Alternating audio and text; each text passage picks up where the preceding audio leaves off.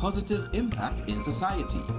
As we continue to reach every corner of Trinidad and Tobago through our daily broadcasts, our social media pages, or through our 75+ digital billboards across the nation, contact us to learn about our competitive rates via marketing at wesncc.com or call us at 628-5835. WESN Content Capital, television with a difference. WESN.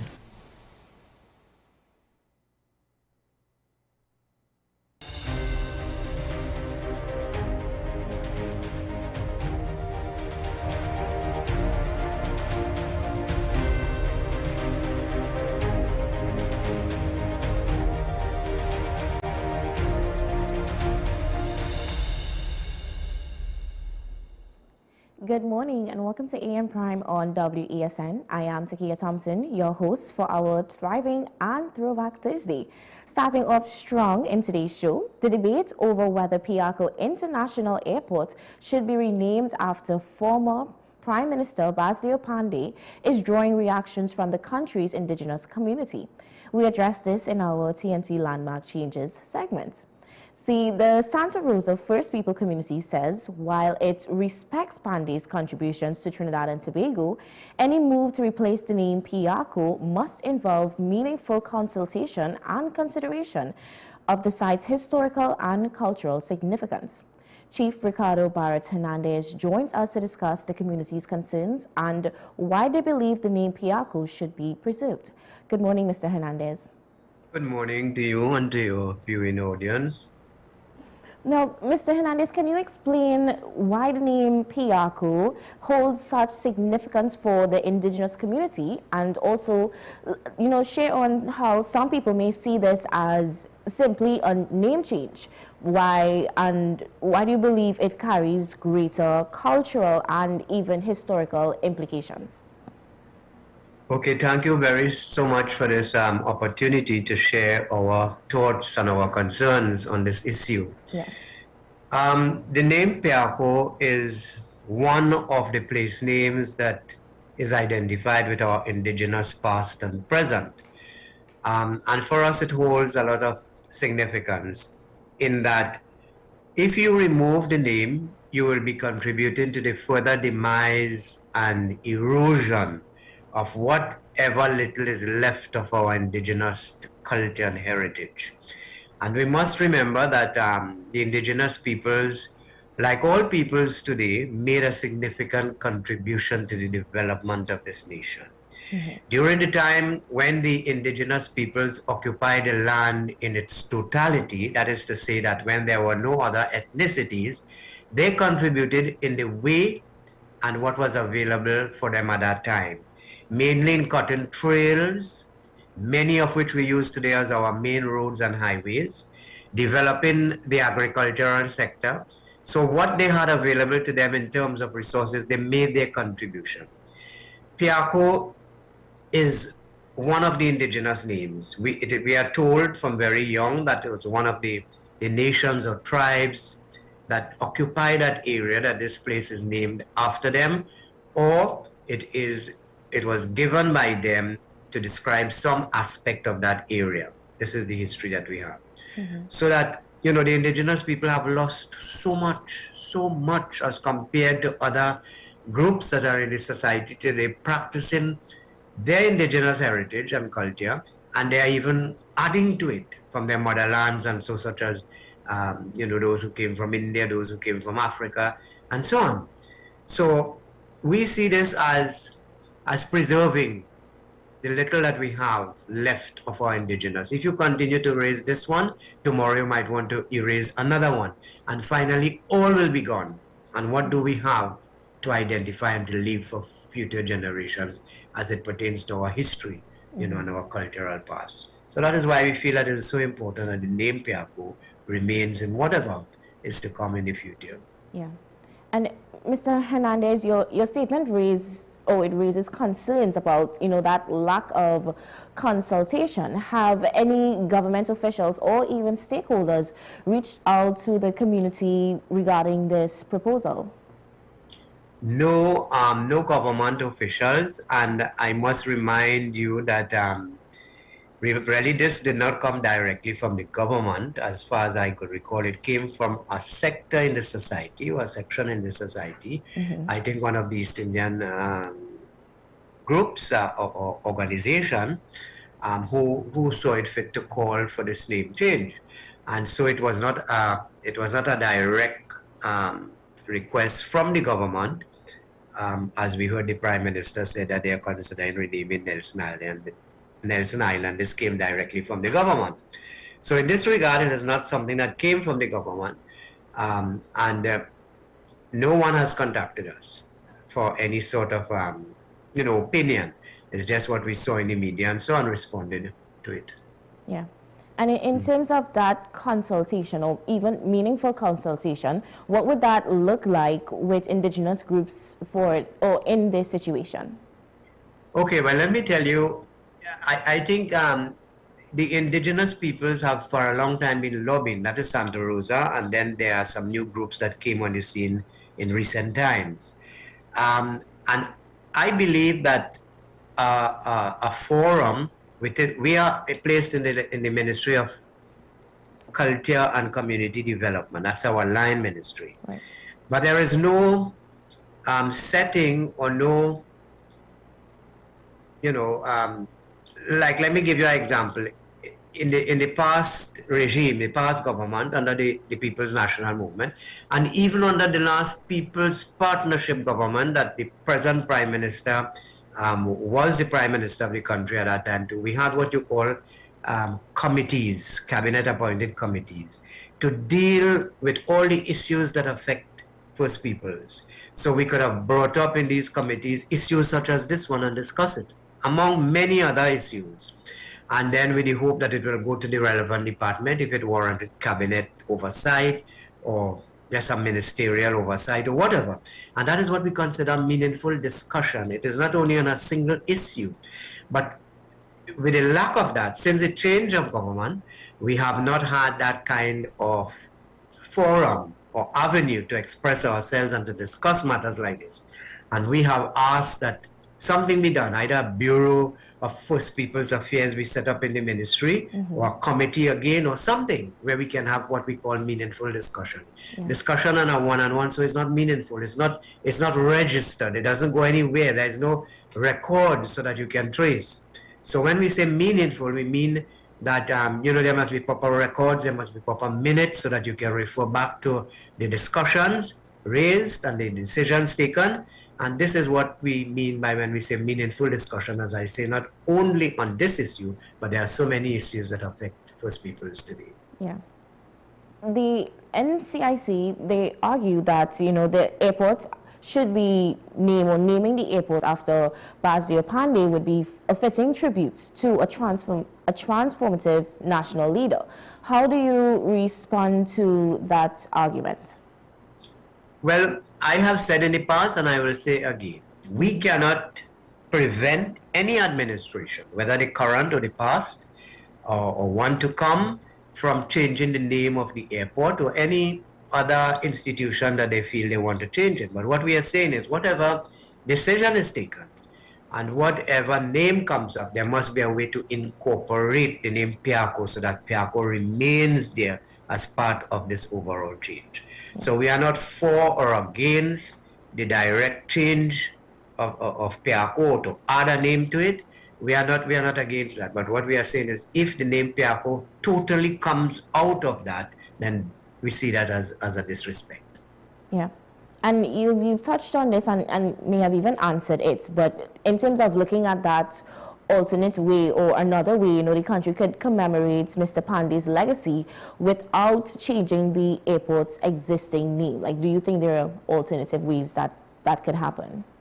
Yes, but I wonder if you mean in terms of looking at another edifice, another building, another symbol to put on it. I think that could be appropriate. I don't have at this present time a recommendation, but I think if it's studied, that they can find something appropriate to name after the former Prime Minister. Yes. Yeah.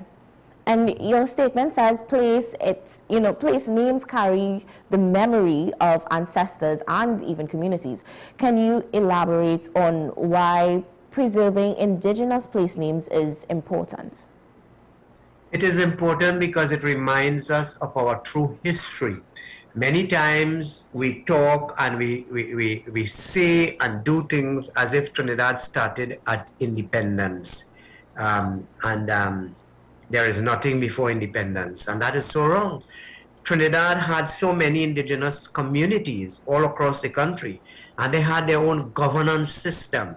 They ran their own affairs, so that there was a thriving community and peoples living in different parts of Trinidad that managed their own affairs and contributed to the development. So Trinidad didn't start at independence. Even when Columbus came, it wasn't until about almost 200 years after that the Spanish government decided to to take up occupation in this land and started to develop and transform the place according to their own tradition and cultures and so on. And during that period, the indigenous peoples lost quite a lot. They lost their language, they lost their spirituality, they lost so much that was just taken away from them. We hear of the other ethnic groups complaining of well, not really complaining, but reminding us on every opportunity that they get with their celebrations of the hardships that they went through slavery and through indentureship, which is true. But we don't hear anything about the First Peoples, the First Nations. How much more did they suffer? What was meted out to them was so much more brutal than these other groups that came after, and we hear nothing about that. And some of these other groups were compensated by the colonizers to a certain extent. What did the indigenous people inherit? Nothing. They were just driven around, beaten, killed, the culture broken. You could say they are broken people. So that, this is where we are today. Yeah. And you mentioned history, and you took us on a journey there, but how much of Trinidad and Tobago's indigenous history do you think the average citizen understands today? I think very little, if any at all. And that is one of the reasons that why people can make these suggestions, because they don't know of the indigenous, so it comes like not important to them. So that is why we need a greater effort in our education system. In the curriculum, we have lobbied through one of the past committees for more focus on indigenous peoples, and we have been able to attain that at a certain level, but much more needs to be done. The country, the citizens need to be educated really, truly about our past history, where we came from, that makes us who we are today, and where we look forward to be in years to come. So I think a greater emphasis should be placed either through the education system or some forum where we can continue to educate the nation on our indigenous First Peoples. Yeah. And this statement also referenced discussions surrounding Nelson Island. Now, are you concerned about a wider pattern, as you would have mentioned before, involving sites of historical significance? I didn't get the full question. Am I concerned of? Of a pattern forming about other sites of a historical significance with that name changing, in terms of that discussion around Nelson Island.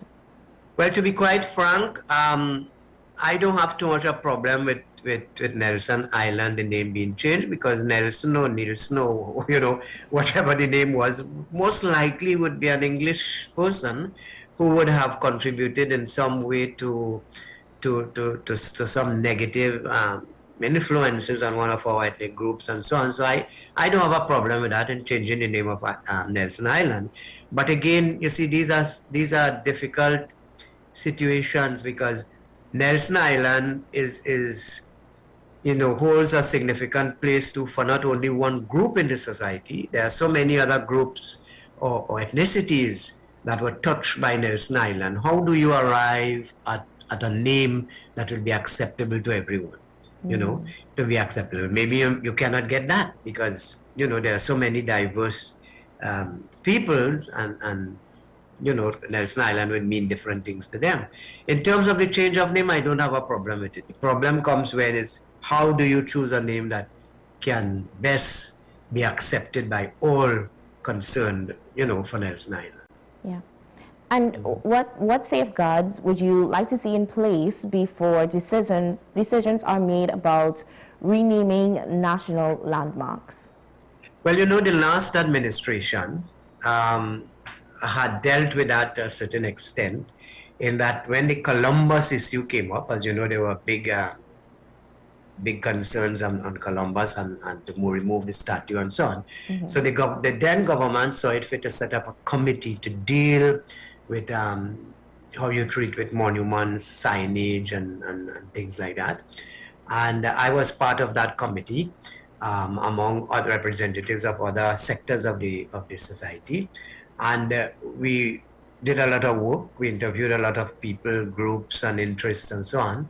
And we came up with a report that was presented to the former Prime Minister. And that report is there. So that there's a lot of information that we can get from that as to how you go forward with dealing, with these issues. And I should think it is complete, or if it is not seen as complete, maybe they can follow up with that. But there is a start. And, I think it was a good way of dealing with it, because all the different interest groups had an opportunity to express themselves and to say how they feel. Yeah. Now, Mr. Hernandez, is there a message you'd like to leave with the viewers and the public this morning that is looking on, that one takeaway that you'd like them to get from this discussion this morning? Well, I would just like them, the populace, to be a little more open and to avail themselves as best as possible to the information that is out there on First Peoples. You hear today so much negatives about the people who are here are not purely First Peoples, and they seem to want to discredit the existing community for not being 100% pure blood indigenous. Hardly you will find any indigenous pure blood people except those large countries where people still live isolated in deep jungle areas. Even in Guyana, Suriname, and many other places where there are lots of indigenous people, they have mixed blood today. And that is not the fault of the people. That was so because the colonizers deliberately set out. That was a strategy of theirs, so that they can create a mixed people. And what was the purpose of that?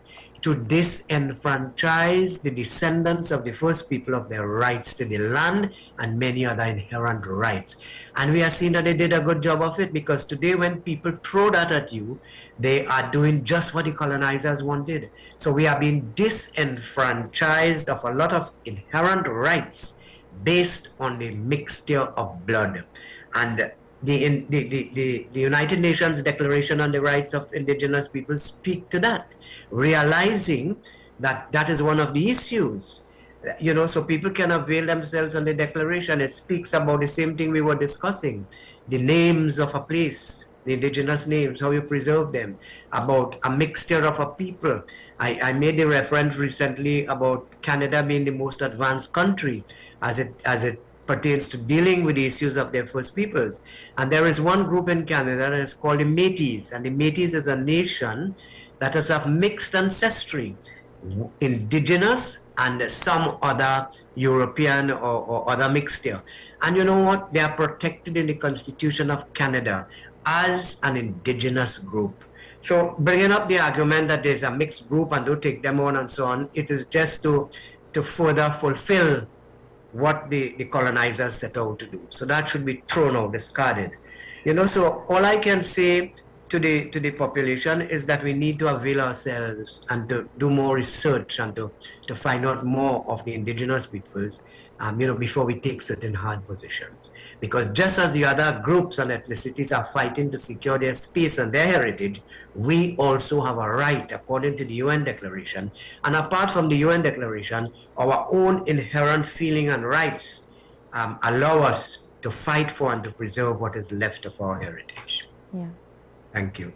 Thank you so much, Mr. Hernandez, for coming on and being a part of this morning's conversation. Again, it was informative what you shared with us today. And I do hope the viewers really take what you said and go about their days to making that difference, making that change, and doing the research. Thank you so much for the opportunity. Yeah. Guys, we are about to take a short break, and when we come back, we have more engaging conversations, so stay with us.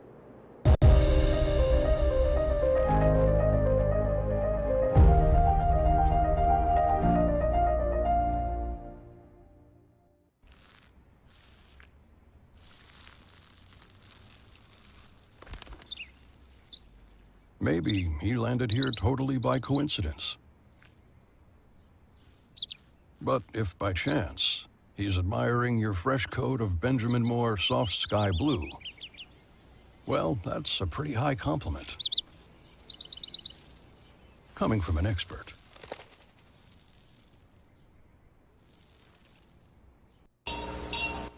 Trinidad and Tobago, get ready for a musical explosion of freedom, culture, and pure steel band magic. Featuring 5 of the nation's super bands, plus their talented youth bands. Get ready for Generations of Steel, the ultimate celebration of our national instrument. Featuring 5 of the nation's super bands, plus the talented young band. Experience the power and passion of Desperados, Shell Invaders, Massey Trinidad All-Stars, First Citizens Supernovas, and the pride of the South, Fun Play. Saturday, July 11th. at the iconic Grandstand, Queen's Park, Savannah. Save $100 and get your early bird tickets at $200 until Saturday, June 27th. Get yours now. Available at ICNTT.com. At Crosby St. James, All Kenny Sports. All Extra Foods Supermarket, Westby, Tagariwa, Athletes by the Park. Jumbo Foods Barataria, GAC Electrical, opposite Starlight, Diggermarkton Main Road. Mirage Westside Supermarket in Arima. And all participating bands. Presented by Super Padman, Dane Gulston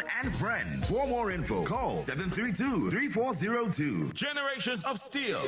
In this day of stay-at-home and work from home, home has never meant more than it does today. Whether you're looking to buy, rent, or build your new home, now is the time to get going. Gittins & Gittins real estate agents are here to take you to that place of your dreams. Let us take you home. We help you find that rental to rest along the way, or journey with you to find your home destination.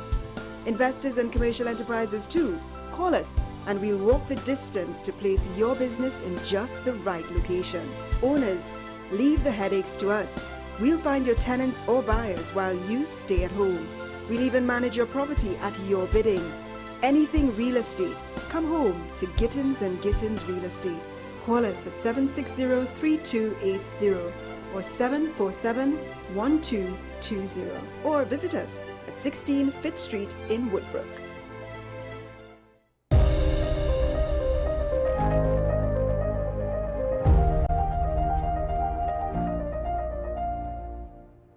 Welcome back. Moving forward with our Beyond the Headline segment.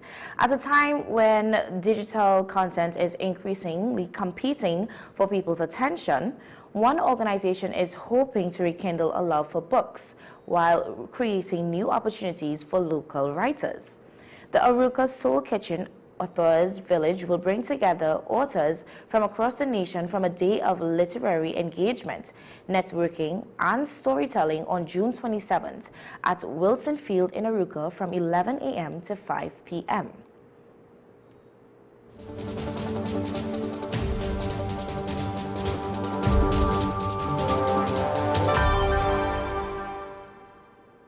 Vice Chairperson Prudence Williams-Laborde says the initiative aims not only to provide a platform for writers to showcase their work, but also to encourage greater appreciation for reading, literacy, and Caribbean literature.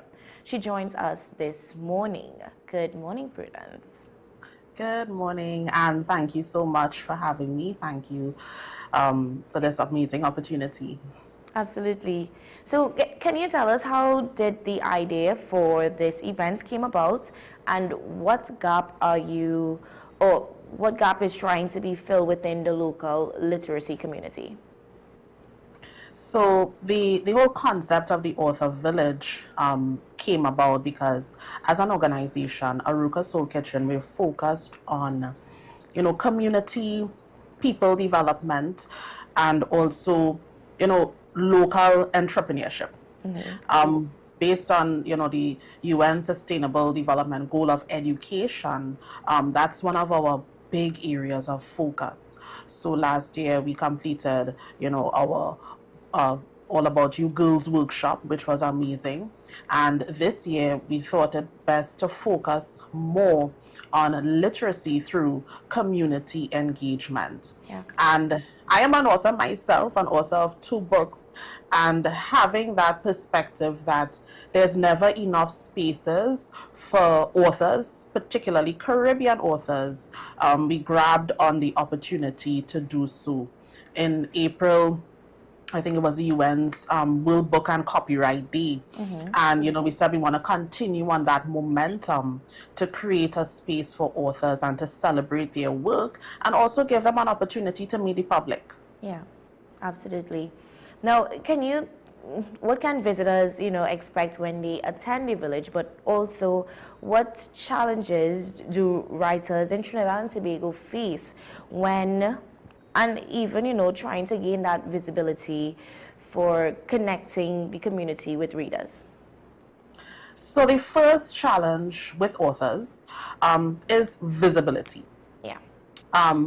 As I mentioned, as an author myself, I had to change that mindset that, I just wrote the book and the book would sell itself. People would find out about the book. Right. But me even being on social media was because of my book, because I've recognized the importance of just being visible. And if persons don't know about your book, then how would the message, because, your book is a powerful message. It's already etched in the fabric of the universe, and people need to know about it. Yeah. So visibility is one of the main issues that authors face. And our hope, and my hope, is that this is a platform for the authors, and because it's, the author and the community, it's a space even for the community to fall in love with reading again. So what can visitors expect? Visitors can expect to enjoy the beauty of Wilson Field because it's an outdoor event.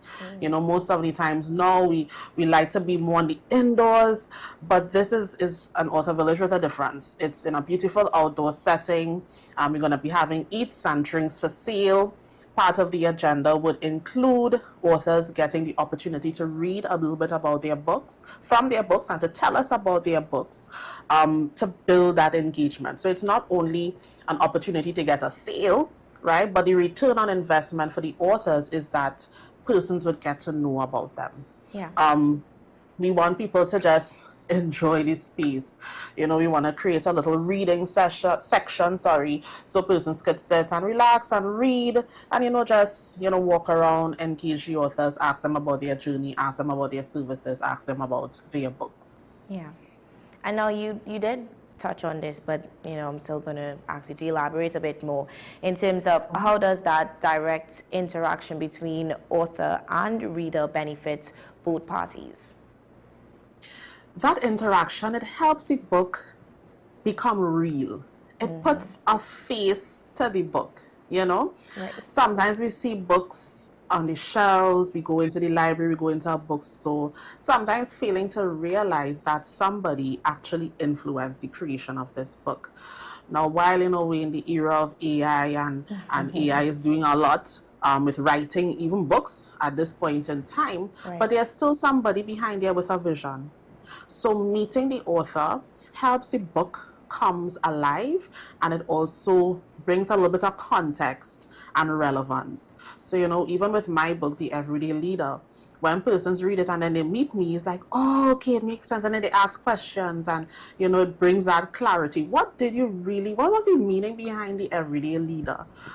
So it helps really close that gap, and it doesn't make the book and the author feel distant. Yeah, absolutely.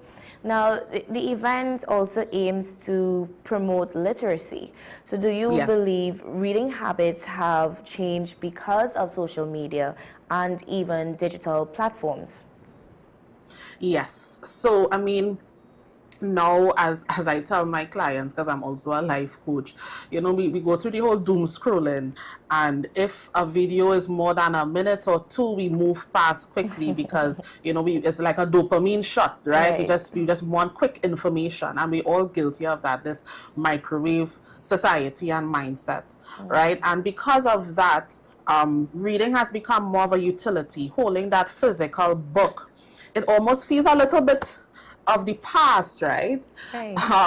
But what I've realized is that reading and literacy is never out of style. To me, it's a life skill, but we have to approach it with intention. And once we have the spaces to do that, it reinforces the importance of reading. It reinforces the importance of, you could put on the phone for just 5 minutes. Or even if you want to read and take a selfie, that's okay, right? But it just helps us put reading with a little more intention. Yeah, absolutely.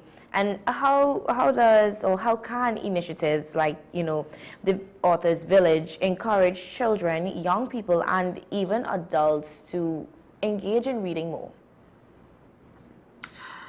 Again, once there's the opportunity and the intention behind it. I mean, while I showed my physical book just now, one of the authors who will be at the Village, an amazing writer of fictional stories. I mean, one of the books he shared with me recently is with this young boy from Aruga with a dream to be to play football, international football. And his books are all digital, by the way. But it was so captivating that it doesn't matter whether it's physical or digital. And I love that he has his book and he's going to be having the screens to show the books and whatnot to capture that young audience who may not always want the physical, but they have the digital, and yet it still fulfills the need of reading and literacy and captivating the audience and taking them on a journey through words.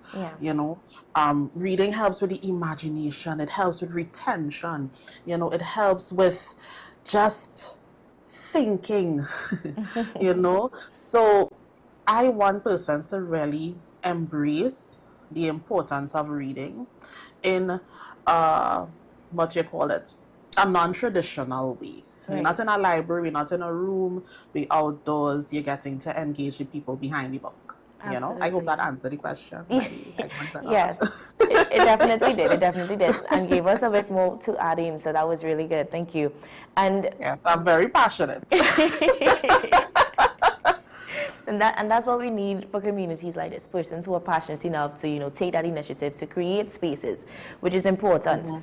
Why would you say, you know, it's important for readers to engage with Caribbean and local literature? Also, what unique perspectives do local authors bring to the literary landscape? I think what's important about local is that we are local. Right. And with local books, it just makes information more relatable. It's more relevant. It's tied to the fabric of our society. You know, like going back to that fiction book, The Little Boy from Aruga. When I started to read, I'm like, oh my gosh, because I'm a South girl, right? And it just felt so homely. You know, when I read about the boy's background and he wants to play football to get out of poverty, it makes it feel real and relevant. Local authors provide a local flavor that you would never get anywhere around the world. And, you know, local authorship is a real unique selling point for our country. You could go to Jamaica, Jamaican authors are different to Trinidadian authors. St. Lucian and St. Vincent authors are different to Trinidad authors. We all have, yes, there may be some similarities, but there's a uniqueness about our local authorship that really makes a difference. Local writing, you know, when you think about the V.S. Naipaul, when you read his books, you just know you're in Trinidad, you know? So that flavor, it really adds, it makes a difference, rather.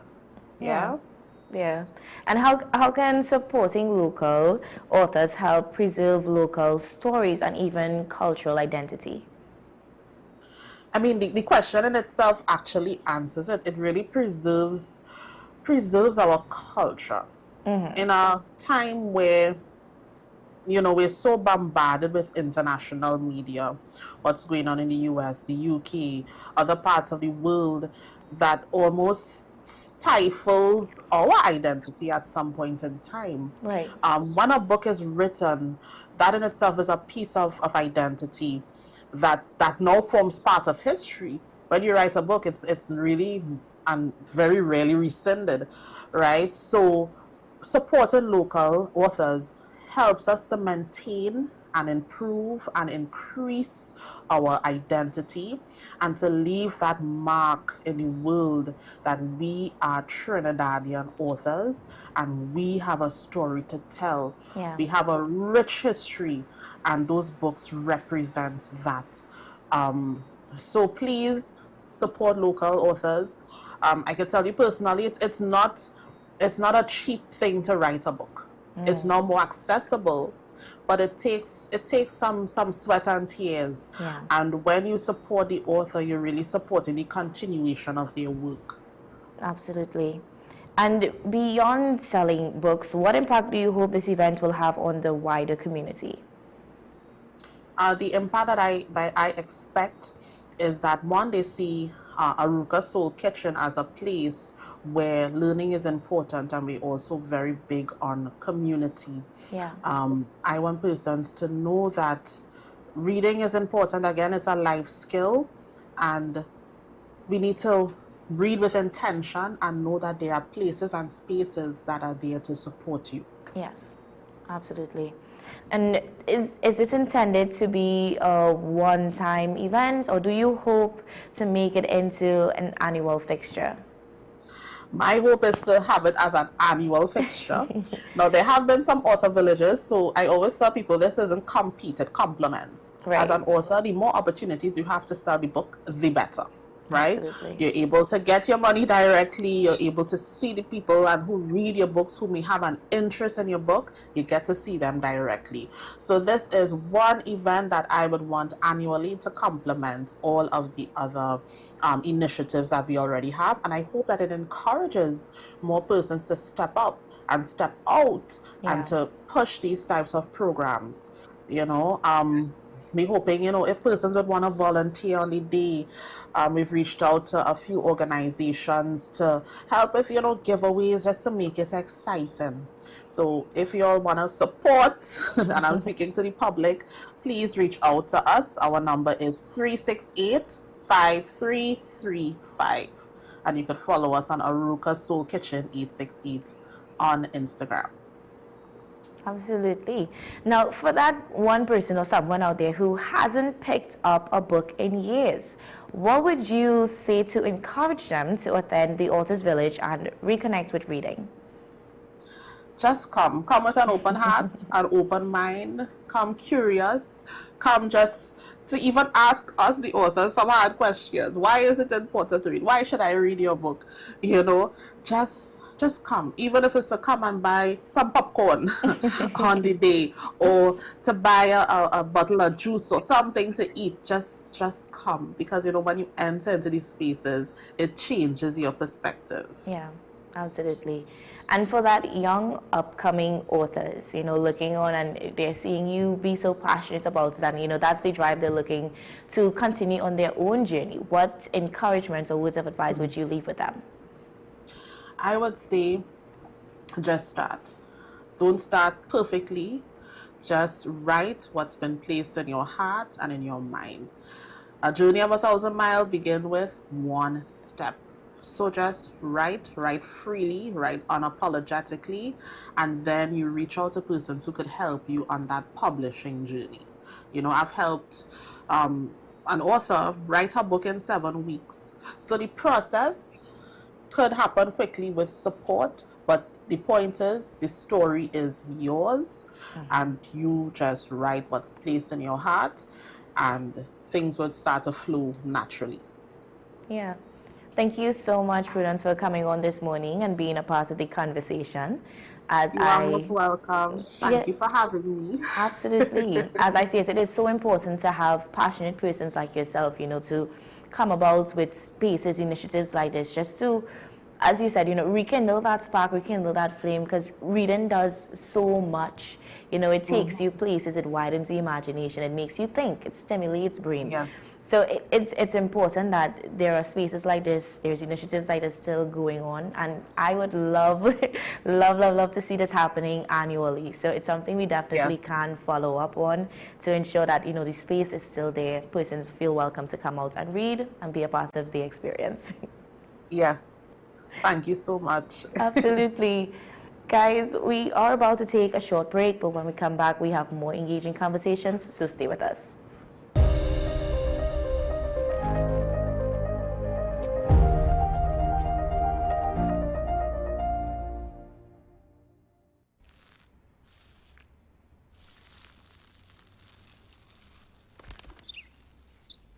Maybe he landed here totally by coincidence.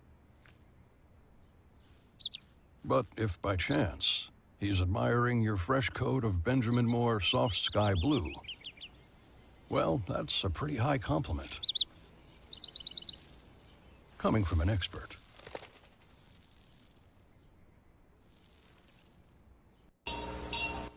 Trinidad and Tobago, get ready for a musical explosion of freedom, culture, and pure steel band magic. Featuring 5 of the nation's super bands, plus their talented youth bands. Get ready for generations of steel.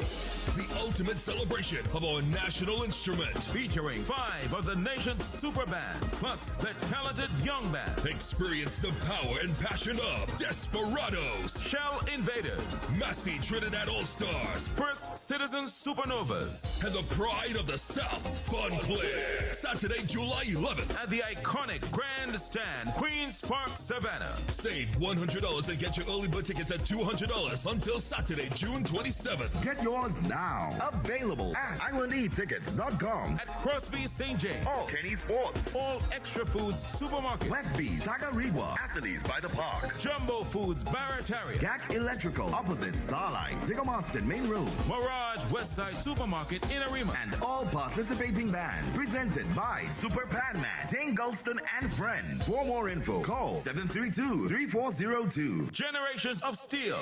In every victory, there's a story. In every defeat, there's a lesson. And behind every headline, there's a truth waiting to be told. Next week, veteran sports journalist Andre Batiste takes you beyond the scores, beyond the medals, and beyond the controversy in a special multi-episode series. The good, the bad, and the ugly of sports in Trinidad and Tobago. Hear from some of the nation's top athletes, administrators, coaches, and the biggest names in local sport as they share their triumphs, challenges, frustrations, and hopes for the future. Airs Wednesday 10th to Friday 12th at 2:30 p.m. Only on WESN, the content capital.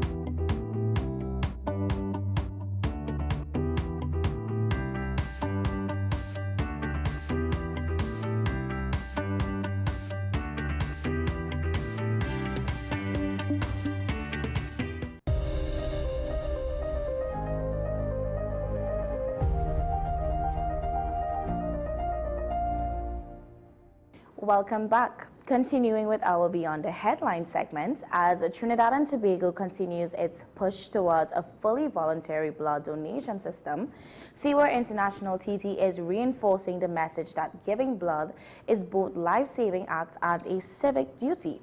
Their World Blood Donor Day message comes from amid renewed warnings from Medical Director of the National Blood Transfusion Service, NBTS, Dr. Shivir Mosai, who has stressed that selling of blood is illegal and under close monitoring.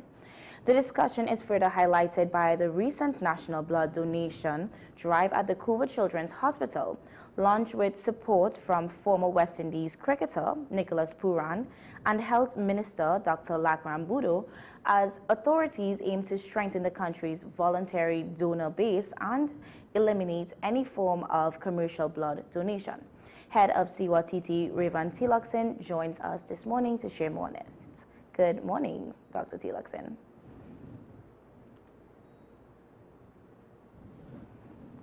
Hi, morning. Hi, morning. How are you doing? I'm good, and you? I'm wonderful. So, can you tell us what does it mean what does it mean to SIWA International TT to focus on the year's World Blood Donor Day message around true patriotism in blood donation? So for us, this is actually a theme that we have been using for a number of years. So as a volunteer organization, we've been focusing on national issues, whether it is blood donation, whether it is food for the homeless, or shelter, clothes for those who don't have. And all of this is building patriotism itself, right? But blood donation is what really pulls everything together. For us, it's the most patriotic thing that somebody could do.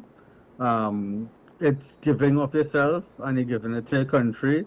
It doesn't matter the recipient age. It doesn't matter their race, their color. Nothing matters except that you are giving of yourself to your country. Yeah.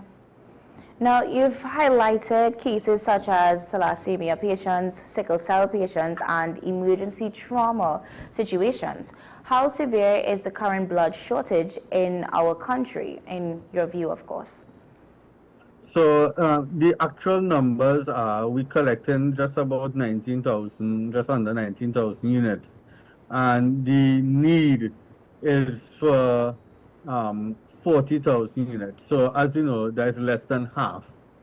What this means is that the thalassemia patients don't get regular blood transfusion.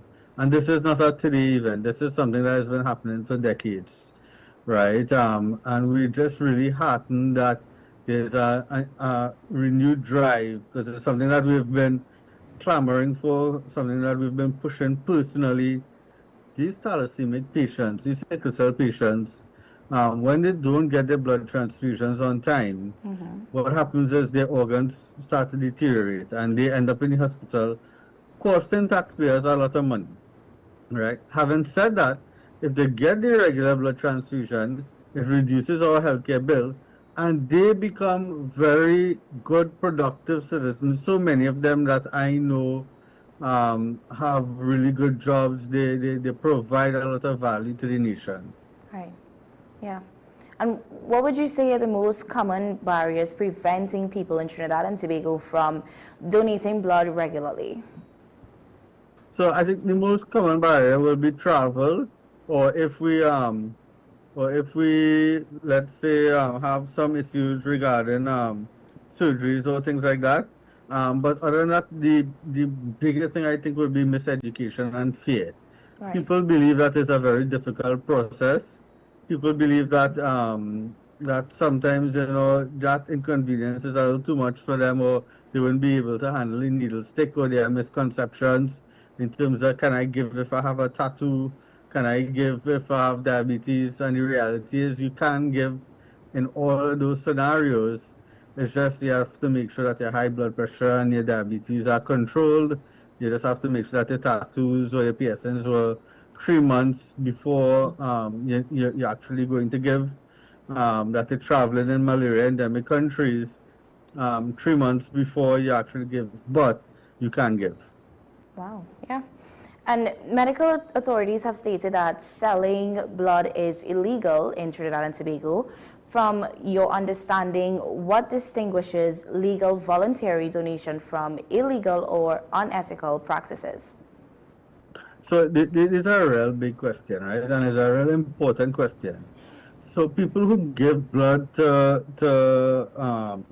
people who they don't know, they are volunteers, right? Right. And then there's the chit system where, you know, somebody asks you for blood, you go and give, so you have to get a chit and put it in their name and go and give it to the blood bank.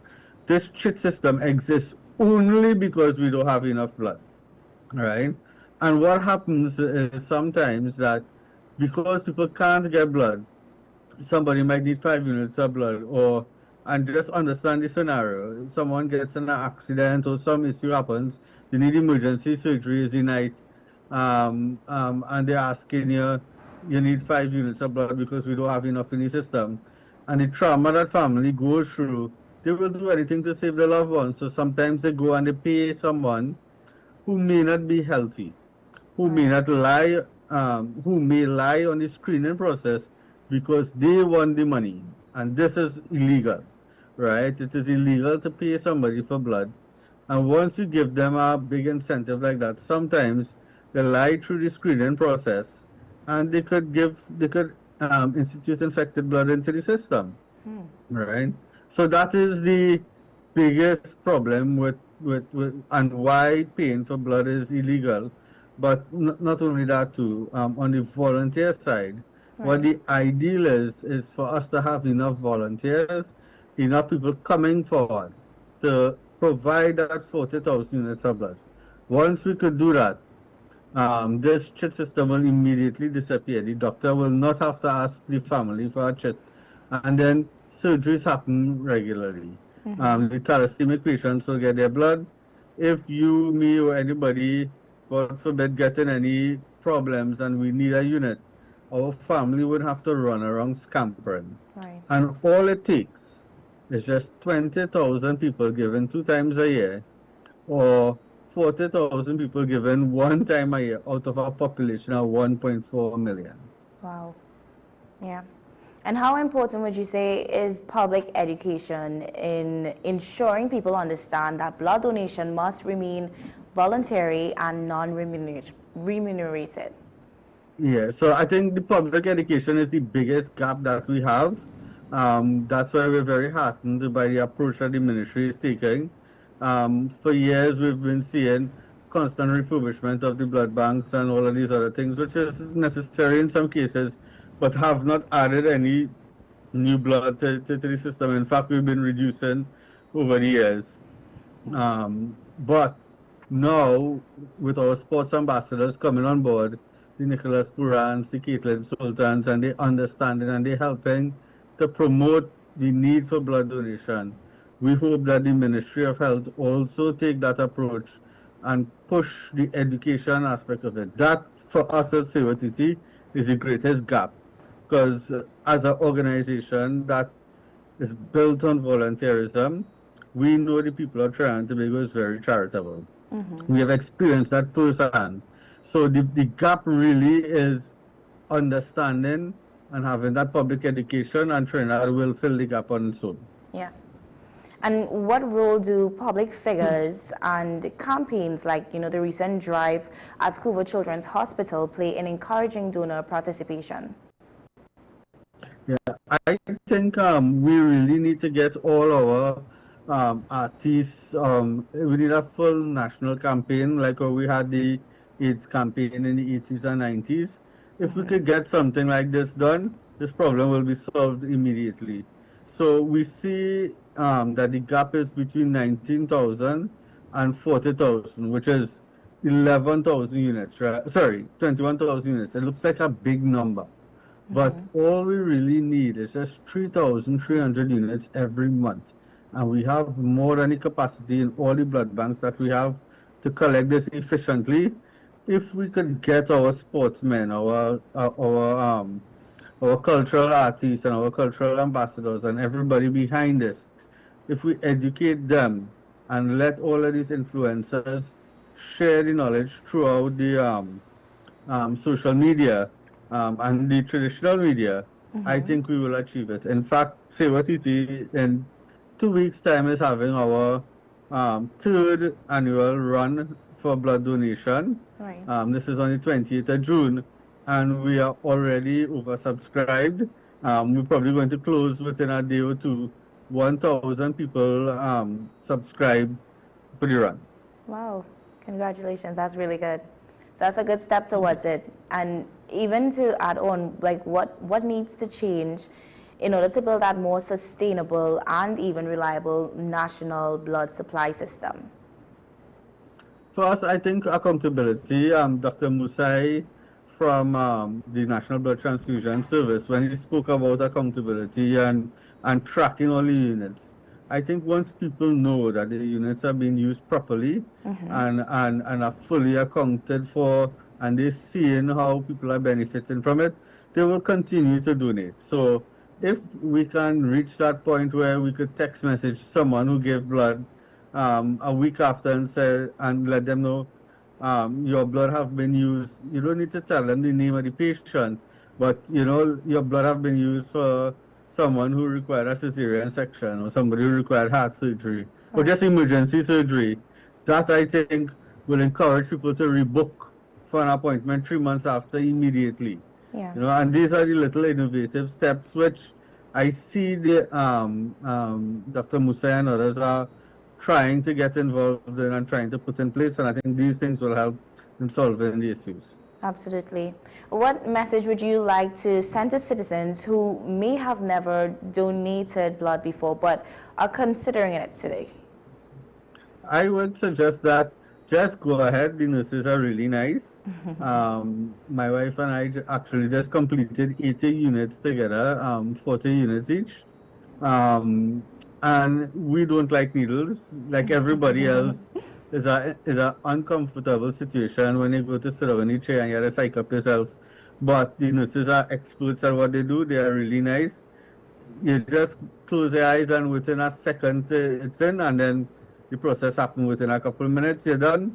And for that few minutes of inconvenience, you save somebody's life. You actually give people not just hours. You, for your few minutes of inconvenience, you give people a lifetime. Wow. Wow. And can you share with us what are some other initiatives that the organization has been up to? Well, so for Sewa TT, we're starting to prepare, or we have been preparing for natural disasters.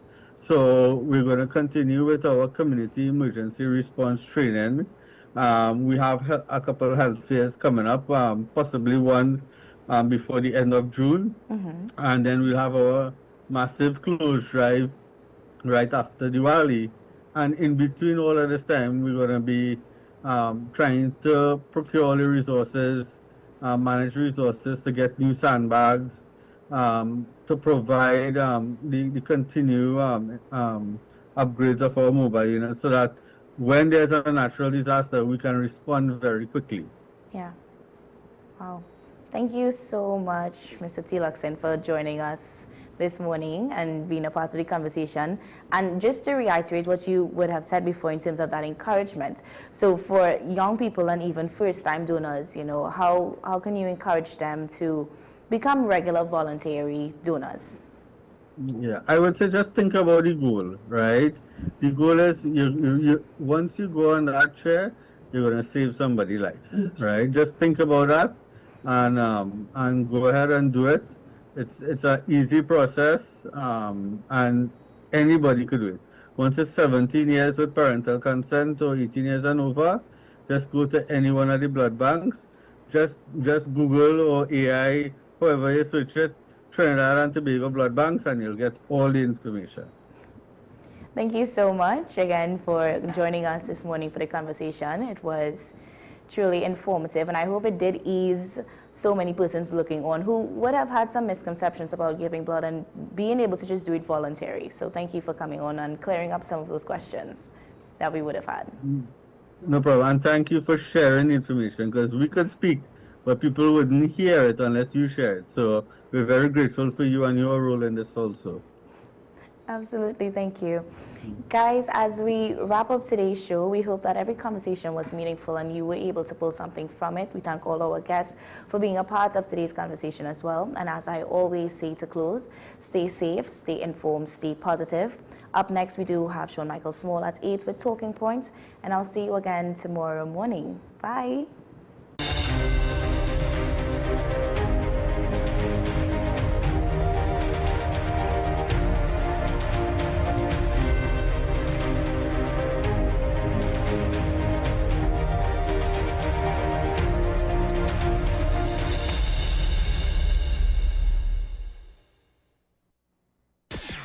WESN.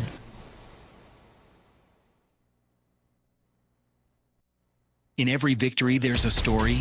In every defeat, there's a lesson. And behind every headline, there's a truth waiting to be told.